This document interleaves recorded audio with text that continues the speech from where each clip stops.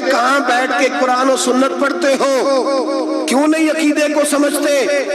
نبی کریم علیہ السلام نے فرمایا میں معراج کی رات گزرا، یہ سنی کان کھول کے سنے، دل کھول کے، صحیح مسلم کی حدیث،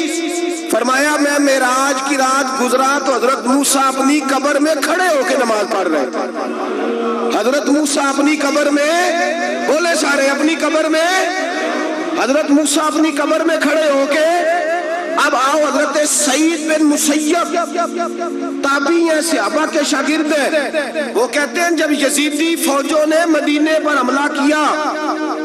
اور یزید کا مقرر کردہ امام آیا تو صحابہ کرام مسجد نبی چھوڑ گئے، 3 دن تک مسجد میں نماز،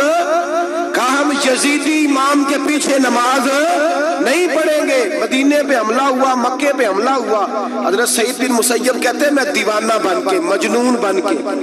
اندر گھس گیا، یزیدی فوجیں سمجھی میں دیوانہ ہوں، شاید پاگل ہوں، مجھے انہوں نے تکلیف کوئی نہ دی۔ فرماتے میں نبی پاک کی قبر کے ساتھ ٹیک لگا کے بیٹھا تھا، زور کا وقت ہوا تو میں رونے لگ گیا، اب میں نماز کیسے پڑھوں گا، اذان کا کیسے پتہ چلے گا؟ آپ فرماتے ہیں مجھے اللہ کی عزت کی قسم، جب اذان کا وقت ہوا تو نبی پاک کی قبر سے اذان کی آواز آنے لگی۔ فرماتے ہیں جب جماعت کا وقت ہوا تو حضور کی قبر سے اقامت کی آواز آئی،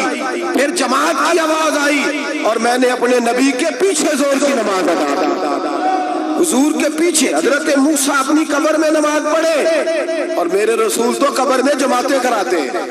حضور جماعتیں کراتے ہیں، اور آپ فرماتے ہیں میں 3 دن مسجد، کان کھول کے دل کھول کے سنو، ہم نے کوئی ریڈی میڈ عقیدہ نہیں اپنایا،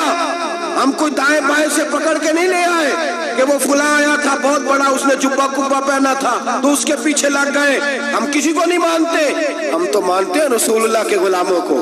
ہم تو مانتے ہیں صحابہ کو۔ ہمیں حضرت سعید بن مسیب بتا گئے ہیں کہ جو کہے تجھ کو مردہ وہ مردہ ہے واللہ، تو زندہ ہے واللہ، تو زندہ ہے واللہ، تو زندہ ہے واللہ، میری چشم عالم سے چھپ جانے والے میرے رسول کریم صلی اللہ علیہ وسلم نے فرمایا موسیٰ اپنی قبر میں کھڑے ہو کے نماز پڑھ رہے تھے۔ حضرت موسیٰ اگر زندہ ہے تو جو موسیٰ کے بھی امام ہے،